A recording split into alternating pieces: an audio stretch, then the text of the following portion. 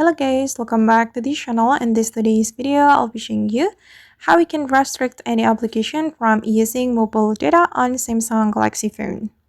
Alright guys, first thing first, we can open our settings application. And after we have our settings application opened, we can go to the connection setting. Okay, and we have to select data usage. And after that, we have to select allowed networks for application. Okay, and here we can select application we would like to restrict or prevent from using our mobile data. And for instance, I'm gonna go with Instagram application. So I'm going to click on this Instagram application. And if we want to prevent this application from using our mobile data, we have to select Wi-Fi only. So this application cannot use our mobile data on our Samsung Galaxy phone.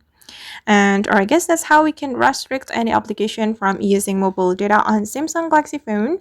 I hope this tutorial will be useful for you. Thank you so much for watching, and see you on the next video.